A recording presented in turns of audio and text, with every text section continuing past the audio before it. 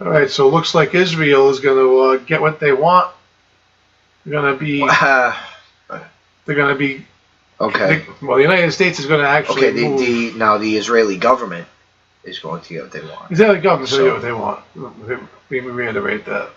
The Israeli government is going to get what they want because it looks like Donald Trump tomorrow is going to be announcing that they're going to move the U.S. Embassy to Jerusalem. So pretty much what that means is that the United States will recognize Jerusalem as the capital of Israel. Now, something I want to say before I forget to include this, okay? If anybody caught, Steven Crowder did a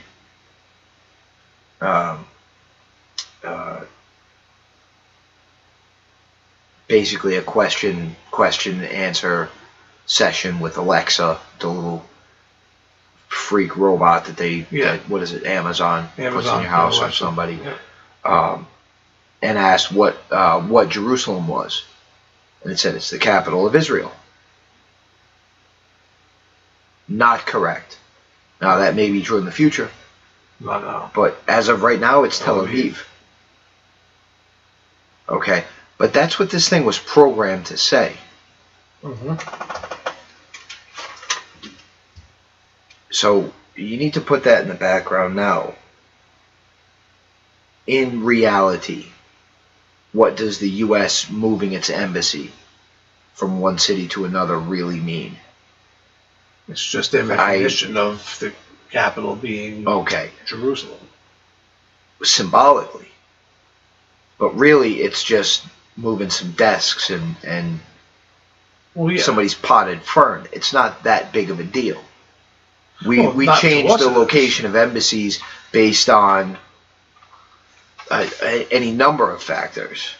But that's not the case, though. The case is it's in Jerusalem. This is symbolic. This is symbolic. This is a symbolic gesture. Now, there are people in Israel, and specifically in Bethlehem, that are very upset about this. They're protesting tonight. I'm gonna try and keep this short. They're burning pictures of Trump in the streets so that we can get this out tonight, because this is a move that's supposed to happen tomorrow, so probably today. But let's just get this cleared up right now for people that had a misconception. This is not Donald Trump that came up with this idea. This is not Jared Kushner. It's not any of them.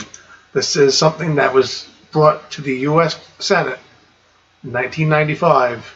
It was voted on, passed, recognized by President Clinton. President Clinton in 1995 was going to move the embassy to Jerusalem. We'll put a 6-month stay on it to get everybody informed, get everybody prepared for it. That was going to happen.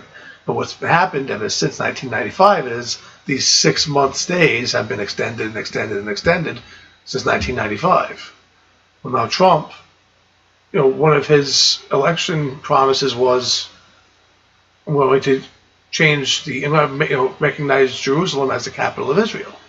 He's making good on it. It's not like he has to really do much except stop putting a stay on an order that's already been given more than 22 years ago. So that's all we're doing. This isn't something that's been thought up by the Trump administration. It's a law that's already there. It's on the book. It's already in the book. It should be happening. That's all he's doing. He's just enacting it. He's letting it happen. There are a lot of disturbing things about our relationship with Israel, to me. They're about to make it a felony in this country to boycott or to suggest that people boycott Israel.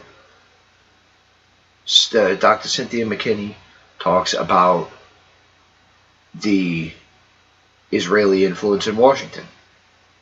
Why is it that victims of Hurricane Harvey,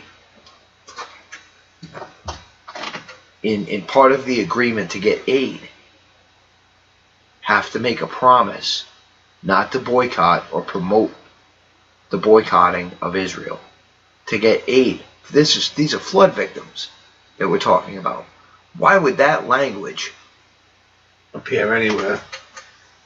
That makes no sense. this is something that everybody needs to keep their eyes on because, as I said, this is a symbolic move, and however it goes down, this is the beginning of something. Oh yeah. They're already planning a day of rage tomorrow, supposedly. I've had it with days of rage. So I've had it. Israeli army is already on full alert, preparing for Palestinians to be rioting in the streets. We will keep you posted. Let you know.